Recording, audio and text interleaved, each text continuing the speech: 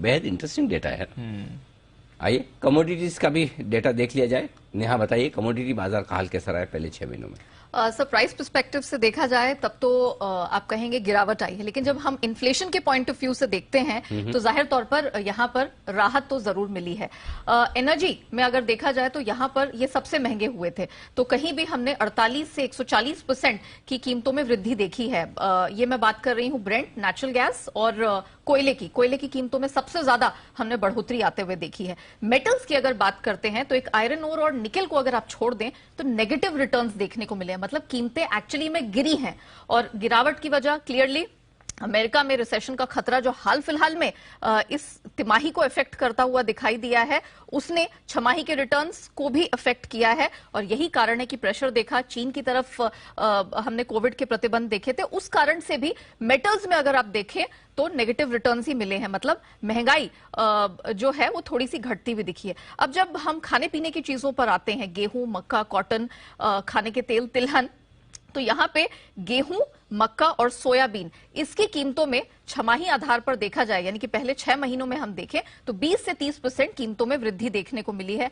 Supply का डर बनता हुआ देखा था। सबसे बड़ा फैक्टर था रशिया का यूक्रेन पर धावा बोलना। उसके बाद जो सप्लाई के कंसर्न एकाएक बने, उसकी वजह से हमने मार्च में सारी कमोडिटीज की कीमतों को अपने रिकॉर्ड स्तर पर जाते हुए देखा था। लेकिन फिर उसके बाद डिमांड को लेकर जो चिंताएं उभरने लगी, उन्होंने टेक ओवर कर लिया सप्लाई के कंसर्न्स को, और उसी के कारण से हमने इवेंचुअली कीमतों में गिरावट देखी है। सर हम यहां छमाही की बात कर रहे हैं, लेकिन हमें यह नहीं भूलना चाहिए कि तिमाही का भी अंत हो रहा है, इस वित्त वर्ष की तिमाही का।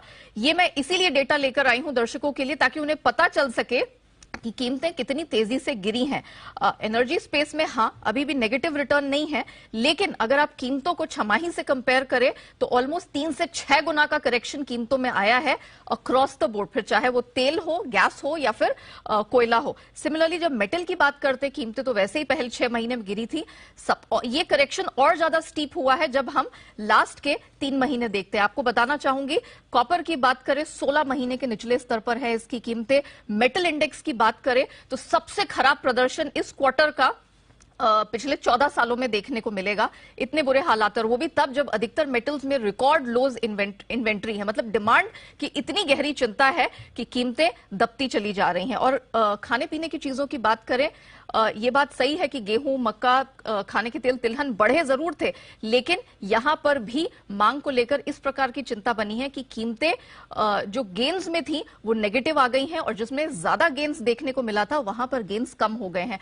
तो ऑल इन ऑल आप ये कह के चल सकते हैं कि छमाही और तिमाही को कंपेयर करें तो कीमतें नीचे आई हैं, पिछले साल से भले ही ऊपर हों, लेकिन राहत तो महंगाई के फ्रंट पर जरूर देखने को मिली है।